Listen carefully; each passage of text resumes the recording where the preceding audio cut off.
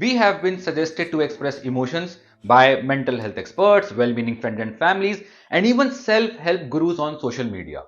Every time a celebrity goes all emotional, it becomes news, which is well intended because celebs expressing emotions destigmatizes expressing emotions. That is awesome, but what if this express your emotions culture is getting out of hand and now we are just oversharing emotions? What if this express yourself culture is doing more harm than good? What if we have gotten confused between healthy expression and venting? Hi, I'm Ankur Roy. Welcome to my YouTube channel. As humans, we feel emotions all the time, whether we know it or not.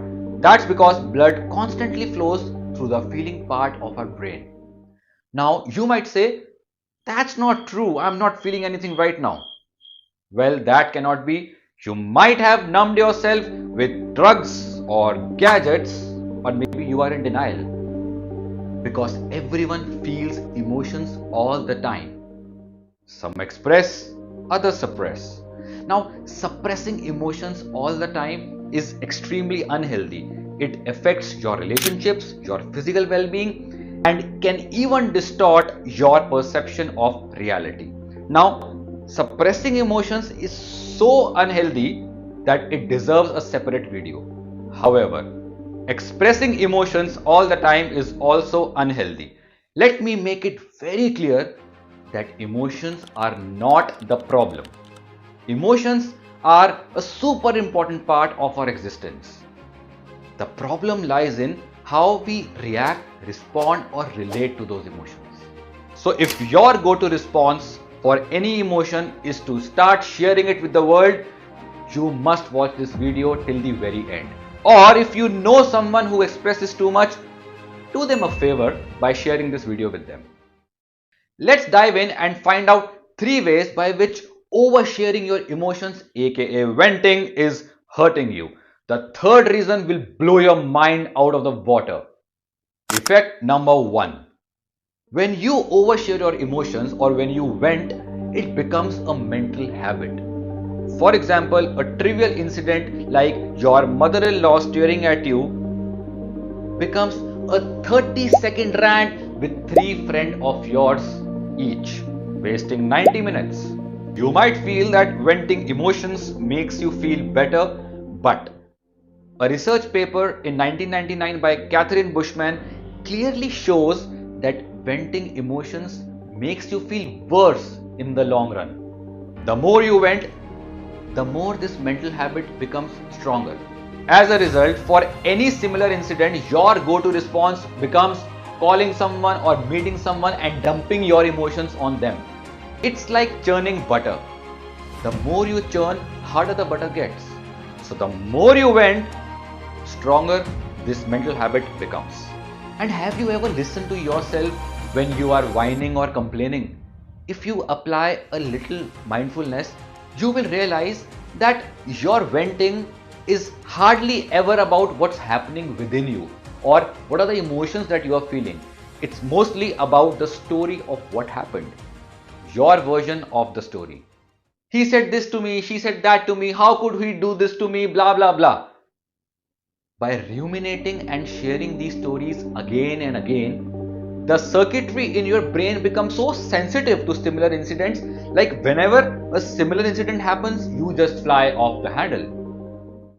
In short, venting emotions creates a mental habit of negativity. Effect number 2.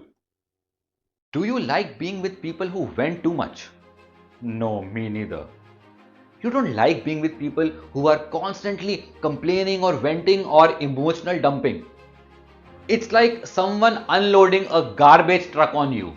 According to research conducted by Elaine Hatfield, the co-author of the book Emotional Contagion, humans are wired to catch emotions of the others. So, when you are venting, you might feel better personally at the moment, but you are likely leaving people around you feeling more negative and defeated. But here's the thing, you might see such chronic complainers hanging out in groups or pairs wherein each complainer performs a venting session turn by turn. It's like everyone is lighting a small fire and suddenly the whole room catches fire and everyone just runs. That is why you would see such venting groups splitting after some time, leaving each complainer alone. In short, when you vent too much, people start avoiding or disliking you, ultimately leaving you alone. The next effect that venting has on your life is shocking to say the least. Before we get into it, make sure you hit the subscribe button so that you don't miss any updates on this channel. Coming back to effect number 3. Because venting makes you feel better, although just for the moment, you lose the motivation to do something about what's causing those unpleasant emotions. Now, this might come as a shock or surprise to you, but negative emotions can be great motivators. For example, studies have shown that fear can motivate people to make positive changes or take preventive actions. According to studies published by social psychologists like Jennifer Lerner, anger can lead people to act assertively or take on challenging tasks. Research by Dr. Todd Thrash and Dr. Andrew Elliott highlights how dissatisfaction and frustration can push people to explore new ideas or solutions that they otherwise might not have considered. Therefore, by venting out these unpleasant emotions, you lose the usefulness of these emotions. Venting emotions is like eating junk food when you are hungry. It's satisfying at the moment, but it does not provide you the nutrients that you need. And you even lose the motivation to eat something healthy right after you have had a junk food. Think about it. If you can make yourself feel better temporarily by venting again and again, would you ever consider making efforts to change anything in your life? That is why you see people who are constantly dumping emotions or venting, they never do anything to change what's causing those unpleasant emotions.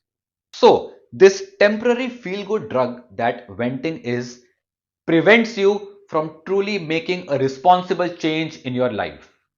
Now, all these dangers of venting emotions do not mean that you stop expressing yourself altogether. Healthy expression simply means that your emotional expression is not causing harm to you or anyone else. So if something is bothering you, please express it to a confidant and then do something about it. That means taking some responsibility for your own life. Now, if you want to understand what it means to be responsible for your life, I have shared the link of my other video. Go check it out. Thanks for watching. See you in the next video.